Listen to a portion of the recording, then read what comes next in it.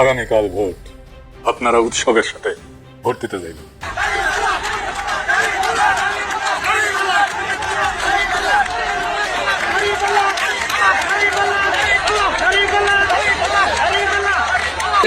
অবশ্যই দাঁড়িপাল্লা।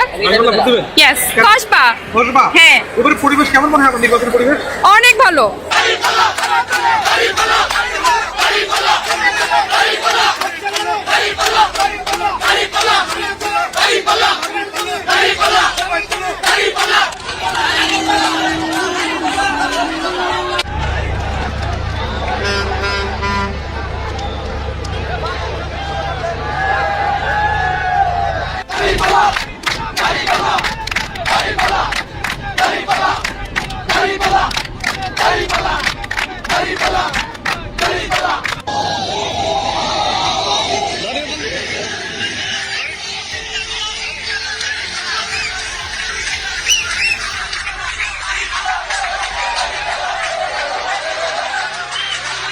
এত বছর ধরে ভোট মানেই ছিল ভয়, কারচুপি, নাটক আর আগেই লেখা ফলাফল।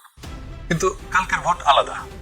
এই ভোট কোনো দল বাঁচানোর ভোট না, এই ভোট কোনো নেতার মুখ বাঁচানোর ভোট না, এই ভোট আপনার জীবনের হিসাব চাওয়ার ভোট। আগামীকাল থেকে শুরু হবে বাংলাদেশের এক নতুন অধ্যায়, এক নতুন কাল পর্ব। এই বাংলাদেশে কি হবে সেটা বলার আগে আমি আপনাদেরকে একটা কবিতার কিছু অংশ শোনাই। কবিতাটা অনেকেই শুনছেন, সুনীল গঙ্গোপাধ্যায়ের লেখা। নাম হইতেছে কেউ কথা রাখে। আমি মাঝখান থেকে পড়তেছি। মামা বাড়ির মাঝে নাদির আলী বলেছিল, বড় হও দাদা ঠাকুর, তোমাকে আমি 3 প্রহরের বিল দেখাতে দিই। সেখানে পদ্ম ফুলের মাথায় সাপ আর ভুমুর। নাদির আলী, আমি আর কত বড় হব?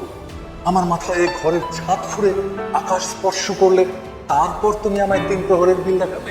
একটাও রয়্যাল গুলি কিনতে পারিনি কখনো। লাঠি লজেন্স দেখিয়ে দেখিয়ে চুষেছে লস্কর বাড়ির ছেলেরা। ভিখিরির মতো চৌধুরীদের গেটে দাঁড়িয়ে দেখেছি ভিতরের রাস উৎসব। অবিরল রঙের ধারার মধ্যে সুবর্ণ কঙ্কন পরা ফর্সা রমণীরা কত রকম আমোদে হেসেছে, আমার দিকে তারা ফিরেও চায়। বাবা আমার কাঁধ ছুঁয়ে বলেছিলেন, দেখিস একদিন আমরা। বাবা এখন অন্ধ, আমাদের দেখা হয়নি কিছুই। সেই রয়্যালগুলি, সেই লাঠি লজেন্স, সেই রাস উৎসব আমি কেউ ফিরিয়ে দেবেন। আপনি কই বাচ্চাটা না যে একটাও রয়্যালগুলি কিনতে পারেননি শৈশবে? আপনি কই শিশুটা না যাকে দেখিয়ে দেখে লেবেন চুষ খেয়েছে লস্কর বাড়ির ছেলেরা? আপনি কি সেই কিশোরটা না যে ভিখিরির মতো চৌধুরীদের বাড়ির গেটে দাঁড়িয়ে দেখেছে ভিতরের উৎসব, কেউ আপনার দিকে ফিরেও তাকায়নি? আপনি কি সেই কিশোরটা না যার কাঁধে আপনার অক্ষম দরিদ্র বাবা হাত রেখে পরম মমতায় বলেছিল, দেখিস একদিন আমরাও? আপনি তো সেই যার দেখা হয়নি কিছুই, কোনো স্বপ্নই পূরণ হয়নি। আপনি তো জানেন আমাদের স্বপ্ন পূরণ হওয়ার না। আজকে আপনি কি সেই পিতা না যে ঠিক আপনার বাবার মতোই আপনার সন্তানের একটা সামান্য আবদার পূরণ করতে পারছেন না? আপনার স্ত্রীর জন্য একটা শাড়ি উৎসবে, অন্য কখনো না। সন্তানের জন্য কাপড় জুতা উৎসবে, অন্য সময় না, সব সময় কিনে দিতে পারছেন না। অসুখে চিকিৎসা, স্কুলের বেতন, বাসার ভাড়া, সপ্তাহান্তে একটু মাছ বা মাংস তুলে দিতে পারছেন না। আমরা অধিকাংশই পারি না। এটা কোনো জীবন? আমাদের বাবা মায়েরা একটা বাচ্চাকে মাদ্রাসায় দেয়, কেন দেয় জানেন? অনেক কারণ আছে, কিন্তু একটা বড় কারণ, তারা জানে তার ইহজগতে সে সুখ পায়নি, শান্তি পায়নি। বড় জগতেও যদি একটু শান্তি পায়, খোদা তাআলা যদি রহম করেন, তাহলে বেহেশতে যদি জায়গা দেন। কিন্তু কিভাবে দিবেন? জীবনে তো কোনো সওয়াব অর্জন করতে পারেনি সে তো গুনাহগার। মানুষ মারা গেলে তার আমল বন্ধ হয়ে যায়, কিন্তু 3টা জিনিস চলতে থাকে: সাদকায়ে জারিয়া, উপকারী ইলম এবং নেক সন্তান যে তার জন্য দোয়া করে। সাদকায়ে জারিয়া কেমনে থাকবে? তার তো সংসারই চলতো না, আর ইলম থাকলে তো এই ব্যর্থ জীবন থাকতো না। একটাই আছে উপায়, যদি সন্তান নেক হয়, নেক সন্তান যদি আমার থাকে, তার দোয়া আমার আমলে যুক্ত হবে। এই মাদ্রাসায় বাচ্চাদের দেয় যেন ওই বাচ্চার ওসিলায় খোদা তাআলার দয়া হয়, রহম করেন, বেহেশতে একটু জায়গা দেন। আপনি ইহজগতে তার একটা মর্যাদার জীবন নিশ্চিত করতে পারলেন না, তার জীবনে ন্যায় ইনসাফ দিলেন না। আপনার জুডিশিয়ারি করাপ্ট, টাকা দিয়ে রায় কেনা যায়। আপনার আমলাতন্ত্র দুর্বিনীত, আপনার পুলিশ নির্মম, আপনার রাষ্ট্র অন্ধ। তাকে আপনি কিছুই দিতে পারেন না। আবার তার আল্লাহ খোদা, যার কথা চিন্তা করে ইহজগতের যন্ত্রণা সে সহ্য করে, তারে আপনি কাইরা নিতে চান কেন? বাইরে কোন অধিকারে, কোন সাহসে নিতে চান? এমপি হইবেন, হইয়া যাদের ভোটে এমপি হইবেন তাদের কথা ভুলে যাবেন। হ্যাঁ, অবশ্যই ভুলে যাবেন। আপনি প্রথমে শুল্ক মুক্ত গাড়ি আমদানি করবেন, তারপরে ঢাকার একটা প্লটের আবেদন করবেন। লজ্জা লাগে না? আপনি দেশ বা মানুষের সেবা করতে আসেন নাই, আসছেন রাষ্ট্রের সম্পদ লুট করতে। হাসিনার আমলে $234 বিলিয়ন লুট করে নিয়ে গেছে হাসিনা এবং তার লোকজন। কত টাকা জানেন? বাংলাদেশের মতো 4টা দেশকে 1 বছর চালানো যায় এই টাকায়। কি বিপুল পরিমাণে টাকা! এটা নিয়ে অল্প কিছু মানুষ, সবাই এখন বিদেশে বসে মৌজ মাস্তি করতেছে। কোনোটাই নিজের উপার্জনের টাকা না। এই টাকা তো হাসিনার আমলে, বাংলাদেশ স্বাধীন হওয়ার পর 55 বছরে এরকম টাকাই পাচার হয়েছে প্রত্যেক বছর। আমরা গরিব না তো, আপনি গরিব না, আপনাকে গরিব বানায় রাখা হয়েছে, আমাদেরকে গরিব বানায় রাখা হয়েছে। এটা আপনার টাকা, এই $234 বিলিয়ন আপনার টাকা। আপনার টাকা চুরি হয়েছে জন্যে তার ঘাটতি আপনার কাছ থেকে পুষায় নেয়। এই চুরি যদি না হইতো তাহলে আজকে যে সাবান 55 টাকায় কিনতেছেন সেটা আপনি 5 টাকায় কিনতে পারতেন। আপনি যদি শুধু টাকা চুরি ঠেকাইতে পারেন, টাকা পাচার ঠেকাইতে পারেন, আর কিচ্ছু করা লাগবে না, আপনি 55 টাকার সাবান 5 টাকায় কিনতে পারবেন। এই টাকা পাচার করে কিভাবে জানেন? ব্যাংক থেকে লোন নেয় আর শোধ দেয় না। ব্যাংকের যে ম্যানেজার ডিরেক্টর যে লোনটা দিচ্ছে সেও জানে এই টাকাটা ফেরত আসবে না, নিজেরাও কিছু নেয় আর লোন স্যাংশন করে দেয়, আর টাকাটা লোন নিয়ে পাঠায় দেয় দেশের বাইরে হুন্ডি করে, আর শোধ দেয় না টাকাটা। এইটারে বলে খেলাপি ঋণ। টাকা পাচারের সবচেয়ে বড় সিস্টেম হইতেছে এই খেলাপি ঋণ। এই ঋণ শোধ করতে হয় না, খালি রিশিডিউল করে, মানে টাকা দেওয়ার টাইম আসলে টাইম বাড়ায় নেয়, লোন শোধ করে। এইভাবে চলতে চলতে চলতে চলতে একসময় ব্যাংকই বলে আরে দূর, এ টাকা ফেরত আসবে না, বাদ দাও, লিল্লা করে দাও। কি মজা! বিএনপি বলতেছে দুর্নীতি দূর করবে, টাকা পাচার থামাবে, পারবে না। টাকা পাচার করার জন্য তো বিএনপি ইলেকশনে আসছে। এদের ক্যান্ডিডেটদের 59% খেলাপি ঋণ আছে, মানে 300 ক্যান্ডিডেটের মধ্যে 177 জনের খেলাপি ঋণ আছে।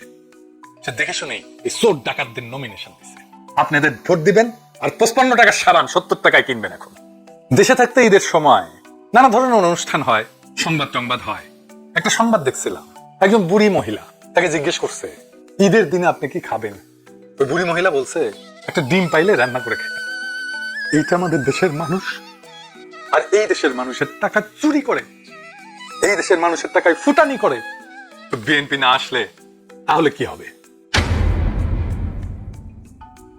জামাত এনসিপি এই সিস্টেমের মধ্যে নাই, তাদের দলে চোর নাই, তাদের ক্যান্ডিডেটদের মধ্যে খেলাপি ঋণ নেওয়ার লোক নাই, তারা আগে ক্ষমতাতে ছিল না, তাদের বিরুদ্ধে লুটপাতের কোনো ইতিহাস নাই, তারা পারফেক্ট না আমি জানি, কিন্তু তারা ক্লিন, পরিষ্কার এই রাষ্ট্রকে গড়ে তোলার যে পরিস্থিতি তাদের, তার মধ্যে কোনো খাদ নাই, এই প্রতিশ্রুতির মধ্যে কোনো প্রতারণা নাই। আর এই 12 তারিখে জামাত এনসিপি জিতলে আমরা কোথায় যাব? মির্জা ফখরুল বলছেন আমরা নাকি দেশটাকে পিছাই নিয়ে যাব। যে ঠিকই বলছেন, আমরা পিছাই যাব খেলাফায়ে রাশেদিনের ইনসাফের যুগে। সেই যুগে যাব যেখানে শাসন মানে ছিল না ক্ষমতার দম্ভ, শাসন মানে ছিল সৃষ্টিকর্তার কাছে জবাবদিহি।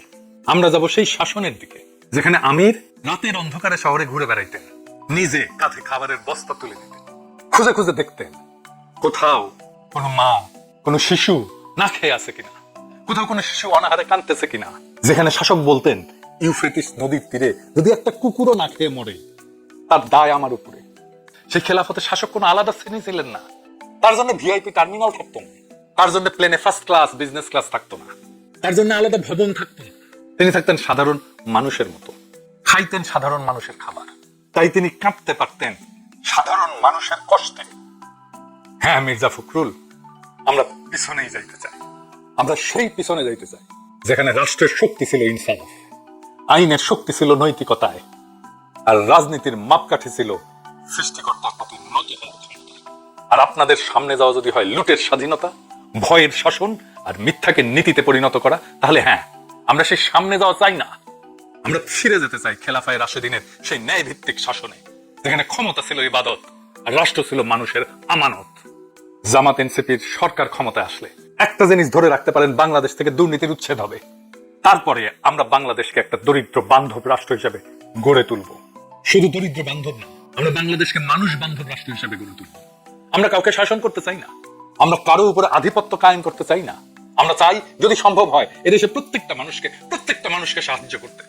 আপনি সংখ্যাগুরু হন, সংখ্যালঘু হন, আপনি যে কোনো ধর্মের হন না কেন, আপনি সাঁওতাল হন, গারো হন, চাকমা হন, পাহাড়ি হন, সমতলী হন, আপনি খ্রিস্টান হন, আপনি মৌলবাদী হন, আপনি নারী হন, পুরুষ হন, হিজড়া হন, এই রাষ্ট্রে আপনি আগে মানুষ, তারপরে নাগরিক। আমরা জানি একজন মানুষ আরেকজন মানুষকে কষ্ট দিয়ে বাঁচতে চায় না, মানুষ চায় একে অপরের সুখের ভেতর দিয়ে বাঁচতে, আরেকজনের দুঃখের উপরে দাঁড়ায় না। আমাদের সবার ভেতরে ওই মানুষটাকে মেরে ফেলা হয়েছে। 55 বছরে আমরা অন্তরের ওই মানবিক আলো আবার জ্বালাবো। ঘৃণা আর অবজ্ঞার উপরে দাঁড়ায় কোন সমাজ টেকে না। এই রাষ্ট্রে আমাদের সবার কথা বলার জায়গা থাকবে, কথা বলার জন্য কেউ আপনাকে গুম করবে না, কফারে মেরে ফেলবে না, আপনার চিন্তাটা বিশ্বাসের কারণে আপনাকে পাকিস্তান বা ইন্ডিয়া চলে যাওয়া নসিহত কেউ দেবে না। যে রাষ্ট্র নাগরিককে ভয় পায় সে রাষ্ট্র নাগরিকের না। অন্যকে ঠকায়, সম্পদের লোভ, প্রাচুর্যের লোভ মানুষের আত্মাকে বিষাক্ত করে তুলছে। লোভ আমাদের চারপাশে ঘৃণার দেয়াল তুলছে। লোভ লোভ এই লোভ আমাদের সমাজ থেকে, পরিবার থেকে, মানুষ থেকে বিচ্ছিন্ন করে ফেলছে। আমরা টাকার হিসাব করতে পারি খুব, কিন্তু মানুষের কষ্ট দুঃখ অনুভব করতে পারি না। আমরা অন্যের বেদনা বুঝতে পারি না। আমাদের সমৃদ্ধির চাইতে বেশি দরকার মানবিকতা, চাতুর্যের চাইতে বেশি দরকার দয়া, কঠোরতার চাইতে বেশি দরকার কোমলতা। আর এই গুণগুলো না থাকলে জীবন সহিংস হয়ে ওঠে। আর ঠিক তখনই এইভাবে সবকিছু হারায় যায়। স্বপ্ন হারায়, কল্পনা হারায়, অন্যকে সাহায্য করার মনটা হারায়। আর আমরা মানুষ থাকি না, জিন্দা লাশ হয়ে যাই। এই দেশে সবার জন্য জায়গা আছে। এই দেশের মাটি এতটাই উর্বর যে সবাইকে খাওয়ানোর জন্য পর্যাপ্ত শস্য উৎপাদন করতে পারে, যদি আমরা সঠিক পথটা খুঁজে পাই। জনগণের যে ক্ষমতা কেড়ে নিয়েছিল হাসিনা, এইবার সেই ক্ষমতা জনগণের হাতে ফিরাই দিতে হবে আমাদেরকে। আমরা বাঙালি নাকি বাংলাদেশি এই কুটতর্কে কাউকে আর আটকে রাখা হবে না। আমরা সবাই হব বর্ণ, গোত্র, জেন্ডার বৈষম্যমুক্ত বাংলাদেশ নামের এক অগ্রসর আধুনিক রাষ্ট্রের গর্বিত নাগরিক, এবং প্রত্যেকে হবে সমান নাগরিক। কেউ কারোতে ছোট না, কেউ কারোতে বড় না, সমমর্যাদা সম্পন্ন নাগরিক। হিন্দু, মুসলমান, বৌদ্ধ, খ্রিস্টান, পাহাড়ি, আদিবাসী কেউ পরিচয়ের আলাদা দাঁড়ায় নিজের অধিকার চাইবে না। কারণ অধিকার ভিক্ষা না, অধিকার জন্মগত। রাষ্ট্র আপনার ধর্ম পালনের অধিকার নিশ্চিত করবে, কিন্তু রাষ্ট্র কোন ধর্ম পরিচয়ের কারণে কারো উপরে বৈষম্য করবে না। আপনাকে মসজিদে ঢুকে কেউ পিটাবে না, আপনার মন্দিরের বিগ্রহ কেউ ভেঙে দেবে না। রাষ্ট্র তো কোনো দেবতা না, রাষ্ট্র মানুষের তৈরি। এই রাষ্ট্রকে কোনো রাষ্ট্রীয় প্রতিষ্ঠানকে দানব হয়ে উঠতে দেওয়া যাবে না। আমরা দেশের প্রতিরক্ষার জন্য শক্তিশালী গণপ্রতিরক্ষা ব্যবস্থা করব, সশস্ত্র বাহিনীর গণসম্পৃক্তি বাড়াবো। আর আমি বলতে চাই আমাদের সৈনিকদের, আমাদের পুলিশদের, আনসারদের, বিজেপিদের, নিজেদের হাসিনার মতো অমানুষের হাতে আর তুলে দিয়েন না। হাসিনা আপনাদের মানুষ মনে করত না, আপনাদের এমন বানায় ফেলছিল যে আপনাদের জনতার মুখোমুখি দাঁড় করাই দিয়েছে। পুলিশ কোন দুর্ঘটনায় মারা গেলে বলতো মানুষ আলহামদুলিল্লাহ। আপনারা কি এই জীবন চান? সারা দেশের মানুষের ঘৃণা নিয়ে বাঁচতে চান, নাকি চান যে বাংলাদেশের শিশুরা আপনাদের দেখে স্যালুট দিক? রাস্তায় মানুষ আপনাকে দেখে এক কাপ চা খাওয়াইতে পারলে নিজেকে ধন্য বলে মনে করুক। যারা আপনাদের অমানুষ খুনি বানাতে চায়, যারা আপনাদের দুর্নীতিগ্রস্ত বানাতে চায়, যারা আপনাদের চিন্তা, অনুভূতি, জীবন নিয়ন্ত্রণ করতে চায়, তাদের জন্য লড়াই করেন না। ওটা আপনার লড়াই না, ওদের জন্য অস্ত্র ধরেন না। বিশ্বাস করেন, রাস্তায় যখন স্লোগান দিছে কয়েকদিন আগে 1, 2, 3, 4 পুলিশের, বিশ্বাস করেন আমার হৃদয়টা ভেঙে গেছে। এইভাবে তো রাষ্ট্র টিকবে না। পুলিশ ছাড়া আমরা রাষ্ট্র চালাবো কিভাবে? এটা সিরিয়াস একটা সংস্কার লাগবে, একটা সিরিয়াস রিকনসিলিয়েশন লাগবে জনতা এবং পুলিশের। কিন্তু আপনাদের একটা কাজ, সৈনিক, পুলিশ, আনসার আর বিজেপি আপনাদের করতে হবে এই 12 তারিখে পূর্ণ পেশাদারিত্বের সাথে কাজ করতে হবে। আপনার পছন্দের দল হেরে গেলেও আপনার সামনে হেরে যাক, হারাই উচিত। সংশোধন হয়ে আবার ফিরে আসবে 5 বছর পরে। একটাই কাজ করবেন, কোন কারচুপি, কোন ভোট ডাকাতি, কোন প্রতারণা আপনার সামনে হইতে দেন না। ভোট মানুষের আমানত, সেটা রক্ষার দায় পবিত্রতার সাথে পালন করেন। আমরা একটা নতুন বাংলাদেশ গড়ে তুলবো ইনশাআল্লাহ। একসাথে উৎসবের সাথে ভোট দিতে যাবেন, আপনারা নির্ভয়ে ভোট দিতে যাবেন, আনন্দ করে ভোট দিতে যাবেন। 12 তারিখ জাতির আজাদির দরজা আপনি খুলে দিতে পারেন, চাবি আপনার হাতে। জি, ব্যালটই চাবি। একজন ন্যায়পরায়ণ সৎ প্রতিনিধি নির্বাচন করেন। যদি একজন ন্যায়পরায়ণ শাসক প্রতিনিধিকে আপনি নির্বাচিত করতে পারেন, পরদিন থেকে আপনি আবিষ্কার করবেন এই দেশে কোনো নাগরিককে সীমান্তে খুন করার কারো সাহস হবে না। আন্তর্জাতিক আইন অগ্রাহ্য করে আমাদের নদীর পানি আটকে দেওয়ার দুঃসাহস কোনো রাষ্ট্র দেখাতে পারবে না। কেউ ক্ষমতার দম্ভে আমাদের মাথার উপরে ছড়ি ঘোরানোর কল্পনাও করতে পারবে না। মানুষ মানুষকে ভালোবাসতে শিখবে। ঘৃণার চাষবাস করে রাজনীতি করা অসম্ভব করে তোলা হবে। তরুণ পাবে শিক্ষা, যুবক পাবে কাজ, মুরব্বীরা পাবে সম্মান, নারীরা মর্যাদা পাবে। নারী নির্যাতন নামায় আনা হবে শূন্যের কোঠায়। সমাজে এবং রাষ্ট্রে ইনসাফ কায়েম করা হবে। ভয়, শঙ্কা আর অনিশ্চয়তা থেকে মুক্ত একটা সফল, নির্বিঘ্ন, আনন্দময় জীবন প্রত্যেক নাগরিকের অধিকার হবে। এটাই আজাদী। তাহলেই বাংলাদেশ নামের এই ভূখণ্ড শুধু মানচিত্র হিসেবে টিকে থাকবে না, মানুষের হৃদয়ে অমিত সম্ভাবনার নাম হয়ে উঠবে। আসেন 1971-এর স্বাধীনতার ঘোষণাপত্রের অমর 3 নীতি, সাম্য, মানব সত্তার মর্যাদা আর ইনসাফের ভিত্তিতে একটা নতুন বাংলাদেশ গড়ার জন্য একত্র হই। যে রাষ্ট্র আমাদেরকে গড়তে দেওয়া হয়নি 55 বছরে, সেই রাষ্ট্র গড়ার সুযোগ আজ আমাদের সামনে। আজাদীর বাংলাদেশ আজ আমাদের খুব কাছে। এই আজাদীর মানে কোনো পতাকা না, এই আজাদীর মানে কোনো দলের জয় না। এই আজাদীর মানে একজন মানুষ আর একজন মানুষকে ভয় না পাওয়া। আজাদীর মানে একজন বাবা তার সন্তানের চোখে চোখ রেখে বলতে পারবে আমি চেষ্টা করছি, আমরা চেষ্টা করছি। আজাদীর মানে একজন মা আর আল্লাহর কাছে কাঁদতে কাঁদতে বলবে না হে আল্লাহ, ইহজগতে শান্তি দাও নাই, পরজগতে দিও। আজাদীর মানে এই রাষ্ট্র আর দরিদ্র মানুষের কাছে পা দিয়ে দাঁড়ায় দানব হয়ে উঠবে না। রাষ্ট্র হবে মানুষের আশ্রয়, রাষ্ট্র হবে মানুষের আমানত। আমরা অনেক কিছু হারাইছি, স্বপ্ন হারাইছি, বিশ্বাস হারাইছি, একজন আরেকজনকে ভালোবাসার ক্ষমতাও হারাইছি, কিন্তু আজও একটা জিনিস আমাদের হাতে আছে, সেটা ভোট। এই ভোট কোনো কাগজ না, এই ভোট কোনো মূল্যহীন জিনিস না। এই ভোট আপনার সন্তানের ভবিষ্যৎ, এই ভোট আপনার বাবার অপূর্ণ স্বপ্ন, এই ভোট আপনার মায়ের নীরব কান্না। 12 তারিখ আপনি যখন ব্যালট হাতে নেবেন, মনে রাখবেন আপনি শুধু একজন প্রতিনিধি বাঁচতেছেন না, আপনি ঠিক করতেছেন এই দেশে মানুষ মানুষ হয়ে বাঁচবে নাকি সংখ্যায় পরিণত হবে। আপনি চাইলে ভয়কে জিততে দিতে পারেন, আপনি চাইলে লুটেরাদের আরেকবার সুযোগ করে দিতে পারেন, আর আপনি চাইলে ইনসাফকে একবার সুযোগ করে দিতে পারেন। আজাদের দরজা আমাদের জন্য কখনোই খোলেনি, আজ সেই দরজার চাবি আপনার হাতে। আপনি সেই দরজার সামনে দাঁড়ায় উৎসবের সাথে ভোট দিতে যান, ভয়কে বাড়িতে রেখে ভোট দিতে যান, মাথা উঁচু করে ভোট দিতে যান, যেন একদিন আমাদের সন্তানেরা বলতে পারে আমাদের বাবা মায়েরা চুপ থাকেনি, তারা মাথা উঁচু করে দাঁড়াইছিল, তারা বেছে নিয়েছিল ইনসাফ। মহান সৃষ্টিকর্তা আমাদের এই অসমাপ্ত কাজ সম্পন্ন করার তৌফিক দিন। ইনকিলাব জিন্দাবাদ, আজাদি জিন্দাবাদ। আজ আর বেশি কথা বলবো না, শুধু একটি কথাই বলবো, আপনারা আগামীকাল সারা দিন ধরে প্রচুর গুজব আপনারা শুনতে পাবেন। মেইন স্ট্রিমের মিডিয়া যেগুলো আছে, এই মিডিয়াগুলোর কোনো খবর আপনারা বিশ্বাস করবেন না, দয়া করে আপনারা বিশ্বাস করবেন না, কারণ এদের সাথে তারেক রহমানের একটি বন্দোবস্ত হয়ে গেছে ইতিমধ্যে। প্রিয় দর্শক, আসসালামু আলাইকুম। আপনারা হয়তো যখন আমার এই ভিডিও দেখছেন তার কিছুক্ষণ পরে ভোট কেন্দ্রে যাচ্ছেন ভোট দিতে, আপনার জীবনের সবচেয়ে মূল্যবান যে অধিকার, সেই অধিকার প্রয়োগ করতে। আপনি দীর্ঘ 17 বছর ধরে রাষ্ট্রের যে চাবিটি হাতে নিয়ে ঘুরছিলেন, তালা খুলতে পারছিলেন না, সেই চাবি আজ আপনার হাতে। আপনি সেই চাবি নিয়ে আস্তে আস্তে ধীর গতিতে আপনি এগিয়ে যাচ্ছেন তালা খোলার দিকে, অর্থাৎ ভোটাধিকার প্রয়োগ করার দিকে। হয়তো আমার এই ভিডিও দেখার পরে আপনি যাবেন সেই তালা খুলতে। দর্শক, আপনি আপনার ওই তালা খোলার আগে একবার নিজেকে প্রশ্ন করুন, সিদ্ধান্ত নিন। আপনি সারা জীবন কি গোলাম হয়ে থাকবেন? 54 বছর ধরে যে গোলাম হয়েছিলেন, এখনো কি আপনি গোলাম হয়ে থাকবেন? অথচ আপনার হাতে আপনার ভাগ্যের চাবি, এই রাষ্ট্রকে আমূল পরিবর্তন করার চাবি আপনার হাতে। এমত অবস্থায় আমি আপনি যদি সিদ্ধান্ত নিতে ভুল করি, তাহলে যে মুসিবত আমরা দীর্ঘদিন ধরে পুষে রেখেছি, এই রাষ্ট্রকে আমরা যে একটি ইনসাফের রাষ্ট্র বানাতে পারি নাই, এটি কিন্তু আমাদের ব্যর্থতা, অন্য কারো ব্যর্থতা নয়। যারা লুটেরা, যারা ঋণ খেলাপি, যারা টাকা পাচারকারী, যারা চাঁদাবাজ, যারা সন্ত্রাস, যারা নারী নিপীড়ক, যারা মধ্যযুগীয় কায়দায় পাথর দিয়ে মানুষ হত্যা করে, আমি আপনি যদি তাদেরকে আবার সেই রাষ্ট্র ক্ষমতায় তুলে দেই, তাহলে এ দোষ তো অন্য কারো নয়, এ দোষ তো আমার নিজের।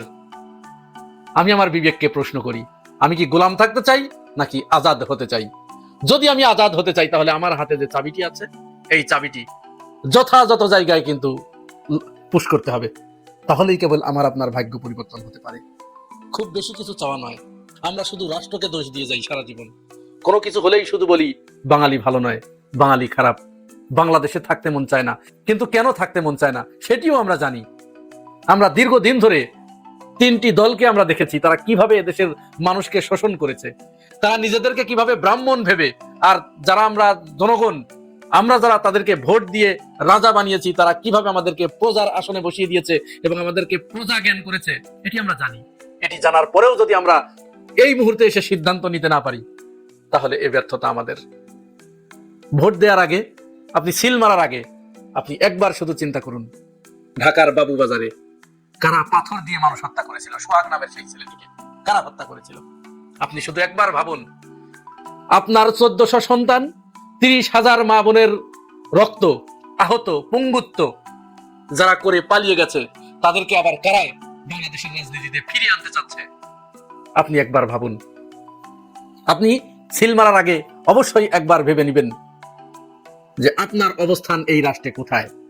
এই রাষ্ট্র আপনার অধিকার নিয়ে কথা বলুক, আপনার অধিকার ফিরিয়ে দিক, এটি আপনি চান, নাকি মুষ্টিমেয় কিছু মানুষের হাতে আপনার ভাগ্য আপনি ছেড়ে দিতে চান? এটি একবার ভাবুন। মানুষের ভিতরে আজ যে প্রাণের চঞ্চলতা ফিরে এসেছে, আপনারা দেখেছেন, আল্লাহ রাব্বুল আলামিন লিখে রেখেছেন। এখন শুধু আমাদেরকে সেটি বাস্তবে প্রমাণ দেখাতে হবে, প্রয়োগ ঘটাতে হবে।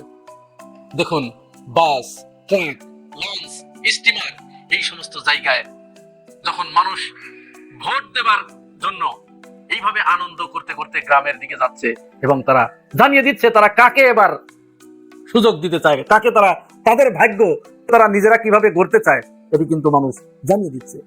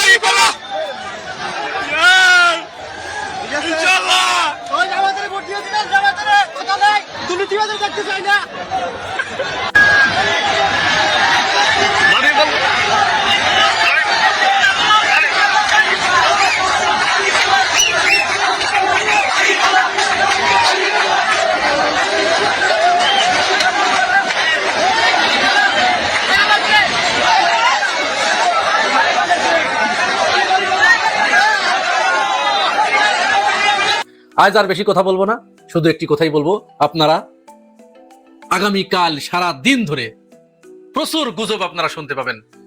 মেইন স্ট্রিমের মিডিয়া যেগুলো আছে এই মিডিয়াগুলোর কোনো খবর আপনারা বিশ্বাস করবেন না, দয়া করে আপনারা বিশ্বাস করবেন না। কারণ এদের সাথে তারেক রহমানের একটি বন্দোবস্ত হয়ে গেছে ইতিমধ্যে। তারা ইতিমধ্যে তারেক রহমানকে প্রধানমন্ত্রী ভেবেই তারা ওইভাবে নিউজ প্রকাশ করছে।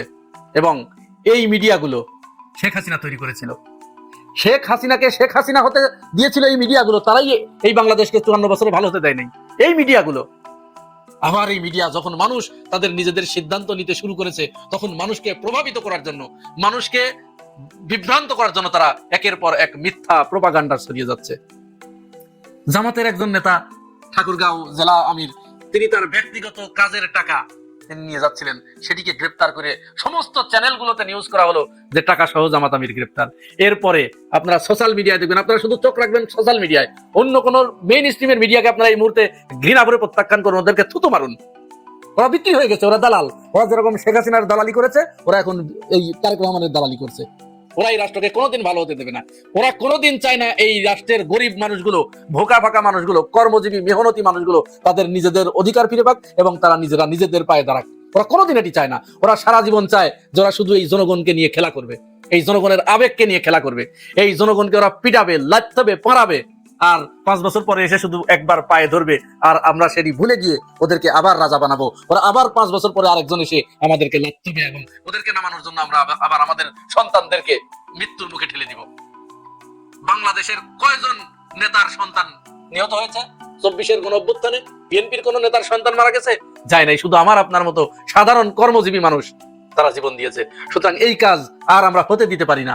তারা একটি সিন্ডিকেট তৈরি করেছে, তারা বিএনপির সাথে বসে করণীয় নির্ধারণ করেছে, তারা যে কোনো মূল্যে জামাতের বিরুদ্ধে একযোগে রিপোর্ট প্রকাশ করে তারা মিডিয়া ট্রায়ালের মাধ্যমে জামাতকে এখান থেকে সরিয়ে দিতে চায়, ন্যায় এবং ইনসাফের প্রতীককে এখানে থেকে সরিয়ে দিতে চায়।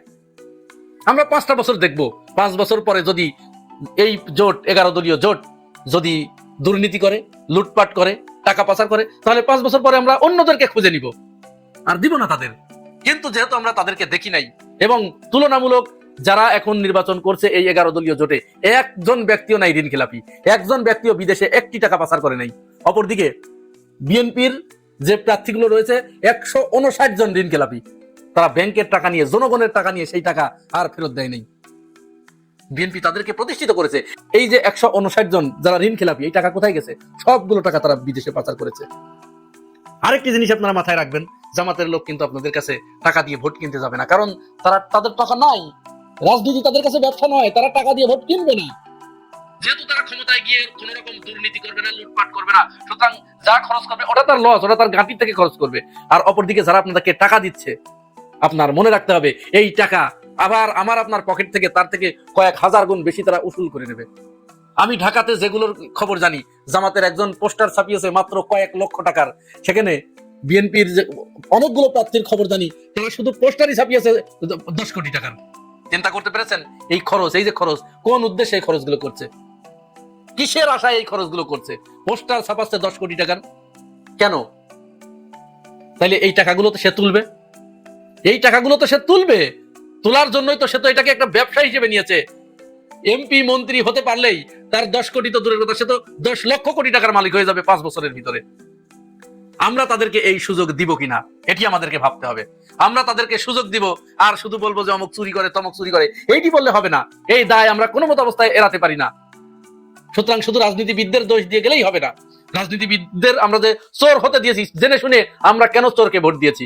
আমরা তো জানতাম যে অমুক ক্ষমতায় গেলে পরে চুরি করবে, লুটপাট করবে, চাঁদাবাজি করবে, দুর্নীতি করবে। তো আমরা তো তাকে ভোট দেওয়া থেকে বিরত থাকি নাই, তাকে তো ভোট দিয়েছি। সুতরাং আমার আপনার দায় কি কমখানি? এই কথাটুকু মাথায় রেখে